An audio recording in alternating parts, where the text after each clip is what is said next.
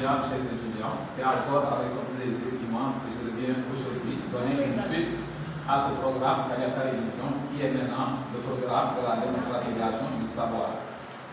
Voilà, mais d'emblée, je vais bientôt préciser que ce cours ou bien ce programme n'a pas la prétention de remplacer les cours que vous avez reçus dans les amphithéâtres.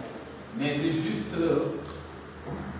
des moyens qu'on a mis en place pour vous permettre d'avoir un contact permanent avec la matière pharmacologique. Aujourd'hui, j'ai décidé de venir vous parler du système nerveux autonome.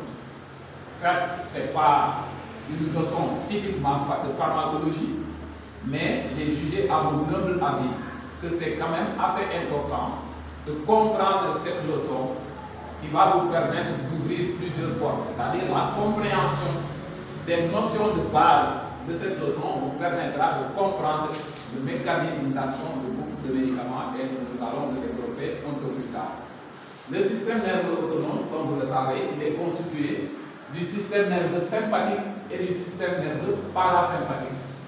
Il contrôle les fonctions vitales de base. C'est pourquoi j'ai porté mon choix sur cette leçon. En effet, un système qui te permet de contrôler la circulation, à savoir avec l'appareil circulatoire, le cœur et les vaisseaux, la respiration avec l'appareil respiratoire constitué par les bronches et autres, la digestion avec le tube digestif, mais également la fonction d'excrétion qu'on peut encore appeler la fonction d'élimination. Un tel système qui contrôle nos différentes fonctions de base, il est quand même important de comprendre comment le mécanisme de son fonctionnement. Et il sera constitué du système nerveux autonome, il est encore appelé système nerveux végétatif, et il sera constitué du système nerveux sympathique et du système nerveux parasympathique. C'est pourquoi le plan qui vous a été proposé est le suivant. Dans une première partie, nous allons parler du système nerveux sympathique, et dans une deuxième partie, nous allons parler du système nerveux parasympathique. Et dans une troisième partie, nous allons parler du tableau récapitulatif, comment récapituler les deux. Ici, avant de terminer maintenant par la conclusion. Et ici, nous pouvons dire d'emblée que ces deux systèmes qui vont fonctionner de manière quasi antagoniste. C'est-à-dire, sur un appareil, si vous stimulez un système, si vous stimulez par exemple le système nerveux sympathique, vous allez enregistrer un effet physiologique bien déterminé qui sera l'effet contraire que vous allez obtenir si vous stimulez sur le même appareil l'autre système.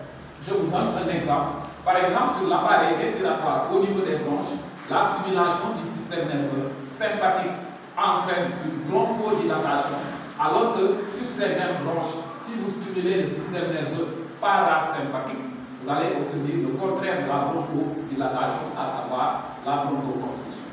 Et dans une conclusion, nous pouvons dire que ici, le fait de fonctionner de manière quasi antagoniste, ce n'est pas un antagonisme pur et dur, mais c'est surtout une forme pour équilibrer un peu les choses. Parce que comme on l'a si bien nommé, le système nerveux autonome, nous le subissons. Donc on n'a pas de contrôle, on n'a pas d'emprise sur ce système. Donc c'est lui qui nous contrôle.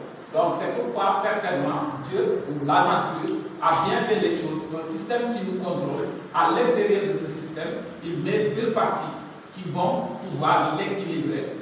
Et c'est l'équilibre qui va constituer la norme. Mesdames, Mesdemoiselles, Messieurs, pour les gens qui ne me connaissent pas, moi je suis le docteur Ousmane Diatta, alias docteur Kayaka, votre serviteur de tous les jours. Je suis pharmacien de profession et je me suis promis de venir partager ces quelques connaissances avec vous. Et la suite, dans un instant, au niveau d'autres vidéos où il y aura une vidéo qui sera exclusivement réservée au système nerveux sympathique, une autre qui sera réservée au système nerveux parasympathique et une autre vidéo qui sera réservée au tableau récapitulatif avant de passer à autre chose. Maintenant, ce que vous devez faire pour me permettre d'avoir beaucoup plus de visibilité sur YouTube, donc vous likez la vidéo, vous la partagez au maximum, le pouce dirigé vers le haut surtout, et c'est ça qui va me permettre de venir vous servir. Merci à vous et à très bientôt pour la suite de ce programme Kayaka.